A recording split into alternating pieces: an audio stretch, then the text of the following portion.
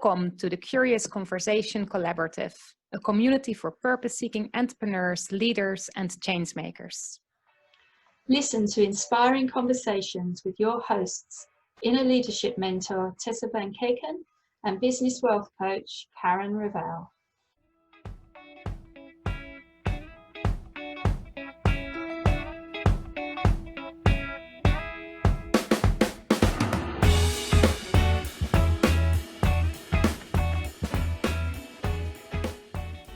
In this second episode with guest Julia Barnickle, we talk about how creativity often comes out of a challenge or through constraints. We also discuss how focusing on what we can do rather than we can't do in difficult times allows us to still move forward. We hope you enjoy it. And I think one of the things I heard there from you as well, that part of that self-care or self-love even is also that you mentioned something that I think is very important, that in the times where you couldn't do as much as maybe in the times that you feel well, you also adjusted the things that you wanted to do. Like you mentioned, in a good time, you might want to do all kind of things and be happy to do them. But then you mentioned that in the time where you were just physically not able to do a lot, that your goal nearly was, like, for instance, like it was already be very grateful for being able to do the washing. And I think that's important too, because very often people stay in a space where they focus on something that they actually, if they're really honest with themselves, know that in that moment in time is really not going to happen. It causes, of course, a lot of friction and worry even. And so I think that's very, it can be very difficult for a lot of people. So I think that's also very, again, that little bit of self-love and self-care to yourself to actually really acknowledge the strength of being able to do that.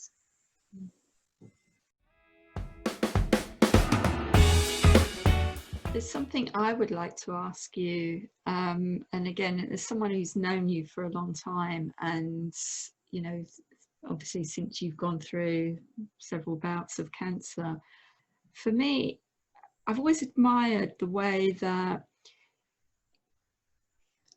well, two things I'd like to say, because I know it's been a long journey in your business as well, and it's kind of morphed in different ways. But for me, standing back and looking at where you've taken things, I really look and see that your business has been an expression of your creativity, because you are a very creative person. You do a lot of photography, you do video making, and even I remember way back you did websites, but again, I think it was but again, I think that was part of the transition, really, wasn't it? Because you came from an IT background, but actually it was create, because there is a creative element to doing a website. There's the logical programming or building part of it, but there's this creative expression of making it look and feel great. And I think I was going to say also, see, people think, IT itself, people think it's not creative, but you're creating something from nothing. Yeah. So it's still creative. I think people think of creativity as painting or whatever. Yes.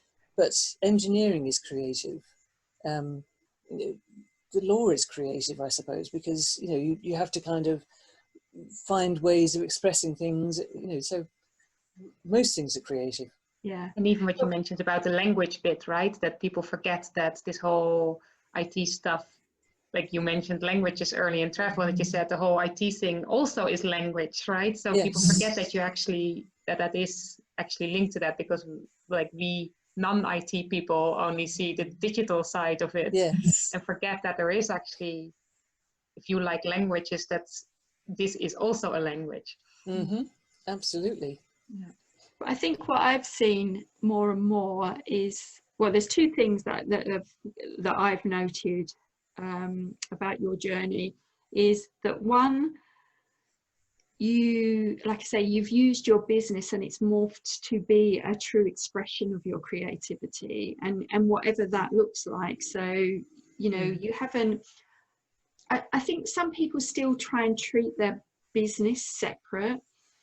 And you know, I'm very much about your business being an expression of who you are and what you're here to do. And I think, yeah, you are someone that I see that has utilized it in that way, and you haven't worried about the fact that, oh, it's got to be like, you know, one message or what, you know, I just do this. You know, you have, No. you have done lots of different things. Like you say, you've done these writing challenges, you've done video, you've done, I mean, you've created cards that you've sold and pictures, you've done your photography. You know, there's a lot of expression of who you are through that.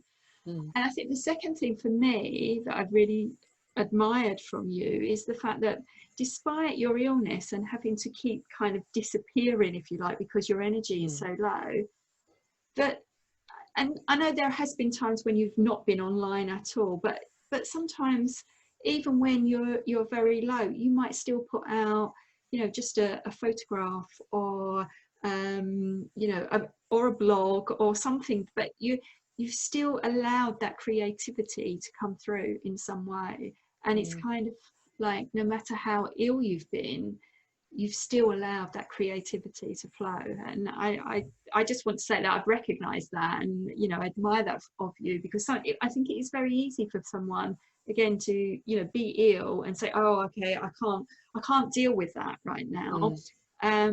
But for you, I'd just like to ask you really, or to you know, tell us what you think about that.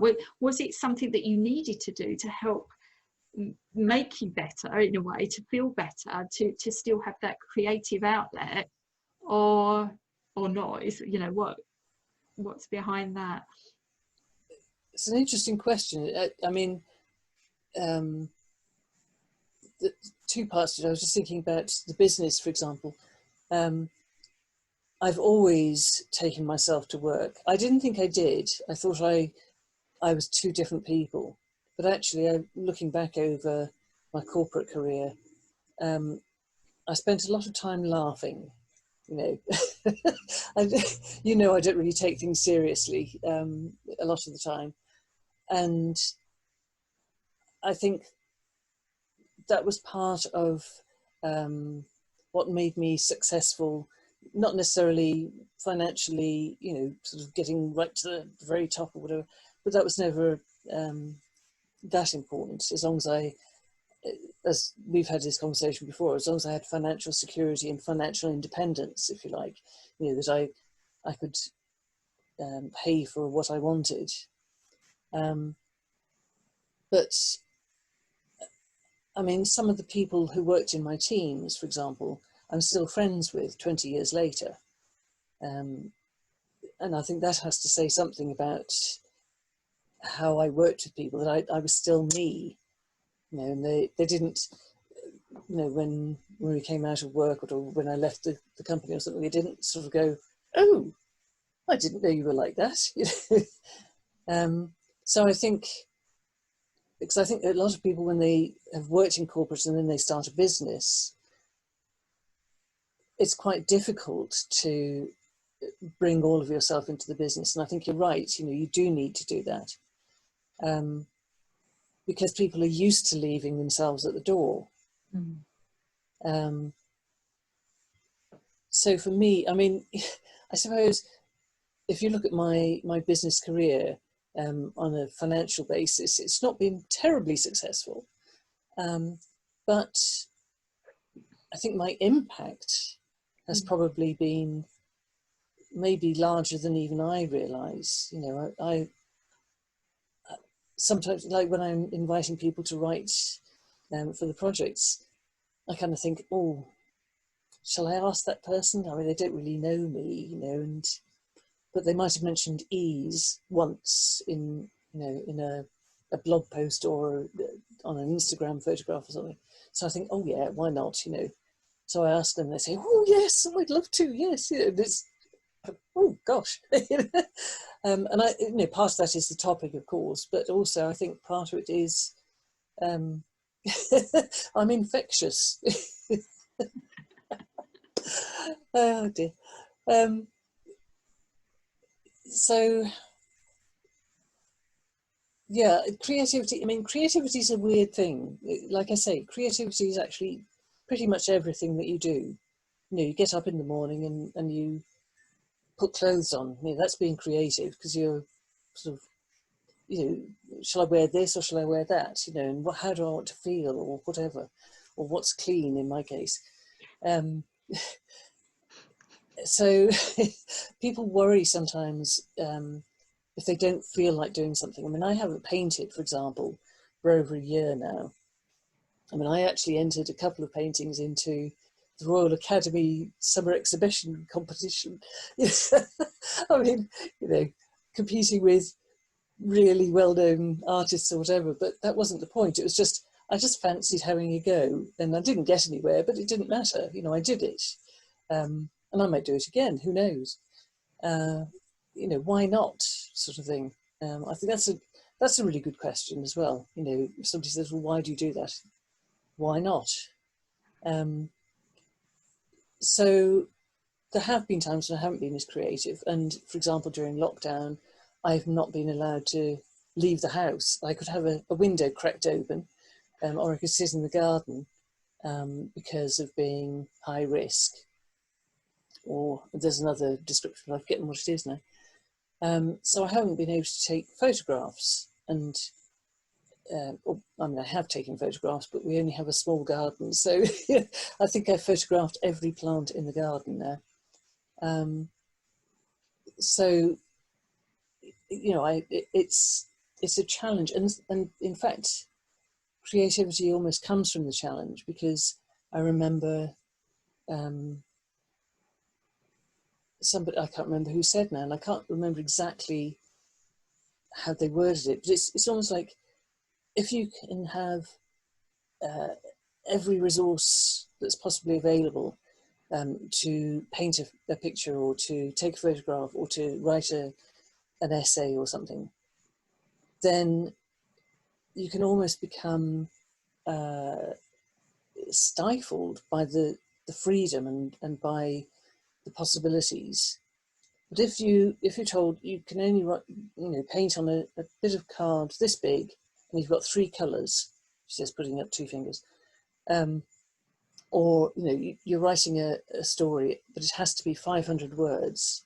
You know, especially if you're writing for a magazine, for example, or a newspaper or whatever, they're very tight on the number of words that you can use. You know, so you can't just go rambling on like I do. And actually, that's where the creativity comes from most.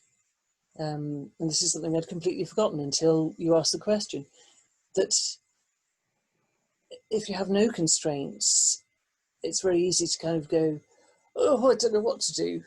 Whereas if you have certain limits, or if there's a challenge of some sort, like a health challenge, or you know, not having energy, or not having the money to pay for expensive canvases if you want to paint or whatever. I mean, when I started painting, I used to go to the pound shop and buy paints for £1 each, and you know, use bits of cardboard or something, or when I could afford it, watercolor paper. You know, I mean, you don't have to have all the gubbins, you know. And I've realised that one of the processes that I seem to go through, and I call it a process, I don't know if that's the right word, when I first get a diagnosis, I go very quiet and I watch a lot of television, because I've realised that my conscious mind needs to be distracted so that it doesn't kind of go, ah. So I'll watch television, watch films, whatever, you know, positive things wherever possible, you know, inspiring things. And then in the background, my unconscious can kind of roll its sleeves up and say, okay, right, yeah, what do we need to do? And sometimes if this goes on for quite a long period, which it did over the winter, for example, and I'm sitting there watching television, I kind of get bored, but I don't really feel like doing much else, or I don't have the energy to do much else. So I started knitting scarves, because they were easy to do. I could use colourful yarn, you know. So again, it's okay. I can't go out for a walk and take photographs, or I can't go filming, or I can't paint, or I don't feel like painting. What can I do? And I think this is key for everything in a way. You know, it's not what can't I do, but what can I do? And it doesn't really matter what it is. It could be something tiny, you know, but if you're just doing that tiny little thing, you've done something. And my dad and I have conversations about this. And I kind of say, if I can manage to do one thing a day, then that's okay. And that one thing could be having a shower, you know, because there've been times when even that was difficult. So what one thing can I do today? And it doesn't have to be, oh, what's the most important thing to do today? It's just what one thing can I do today? And then I can say, okay, I've done what I, you know, set out to do, and now I don't need to worry about doing any more. Yeah. And I think think one that's thing that I found great. really, really beautiful also about what you say, what really came up for me was also that you really, well, two things actually. Like one is this thing of like what you mentioned around that whether it's the crisis itself or something happening in a way gives you focus, right? That you also say like if you, like the same as with the words, if you're given 500 words, there is a restriction. But as long as you don't fight the actual restriction, but look within that, you can be actually very creative. Because people often say, oh, that stifles my creativity. But that's only the case if you fight the actual situation that's there, like the limits that are there. But if you go within that, you can be creative. Yeah. I think that comes very much, like, you know, really shows in the way you talk about how you live, but also what you do and how you deal with when such a crisis actually is present. And the other thing, and I think that was very beautiful, is also that you talk about, you know, doing the one thing, but also with everything you do, and I came up with this entering your paintings into a competition, that it was about the entering in the competition. You weren't focused on whether you would win or not win, or whether something happens, but it was about the entering. And then, as you say, with the knitting, like that, you weren't considering like, do I want to knit? What do I want to knit? What is it? But well, anyway, that's how it sounded. But very much focusing on like, right now the knitting is good, or right now I need to watch TV to let my conscious mind actually not go there. And I think I recognized that very much from that I, like when I went to a crisis once, that I was trying to focus on, I should be calm, so I now need to meditate, and it didn't work and I couldn't do it. And actually my own teacher said, just go watch Netflix for an evening or so and then try to meditate. So I think it's interesting how you really show that, and practice is probably not the right word in the sense that, like, that when practice, as if you set out, as you say, it's not a process, as if you decide necessarily to do it, but you seem to be really attuned and aligned and aware of listening to what you need in that moment, to yourself, basically, the self-care and the self-love, and to act upon that. Yeah. To make that, to me, it sounds like making that aware choice, which comes back to what you said about choosing not to worry. Yes, because when you think about it, everything is a choice, and we have a lot of experience of making choices. You know, we're making choices all the time, or decisions. You know, some of them are mundane, like what shall I wear today, or what shall I have for tea. But people panic about making choices or making decisions that they think are going to impact their lives. I mean, I used to do career coaching as well when I first started coaching. And I remember one of my clients had two potential jobs that she could, I don't know if she'd been offered them yet. I don't know that she had. I think it was just, they were a possibility. And she said, but what if I choose the wrong one? And I said, well, you could always leave. Yeah. You know, and I mean, this is something I've done. You know, a couple of the jobs that I did, corporate jobs, I stayed for 6 months because I really didn't like anything about the job at all. It seemed fine in the interview, but in reality, it wasn't what I wanted. And I remember a friend said to me once, but how did you do that? How did you leave? And I said, well, it was easy. I wasn't happy, so I left. And she said, but I was in a job for 10 years that I wasn't happy in. But I think that's a difference with people focusing on the outcome, focusing on what's there. Yet, it sounds like you really again with the competition and with these kind of things. But people, when they want to make that decision, they think, well, what will happen if I make this decision? So they don't think about being unhappy in the job right now and making a decision based on that, but they're making a decision based on what happens when I leave. What if I don't find another job? It's basically, to me, this is the perfect example of your whole philosophy of choosing not to worry, which is linked to being able to really look at the place right now. And it doesn't mean that you don't, for instance, if you're looking at a new job, doesn't mean you can't look at, okay, what's the company culture in that company, or all these kind of things to make an informed decision. Things that you actually can figure out right now about your decision is fine. But beyond that, to make the decision based on, as you said, well, I wasn't happy, so I decided to leave, instead of, I'm not happy, I want to leave, but what will happen if I do that? Yeah. And of course, if you leave a company, I mean, I only once left a company before I had somewhere to go. So I always looked for somewhere else first, but there was no guarantee. And if I hadn't found something, maybe I would have left anyway. I don't know. That didn't happen.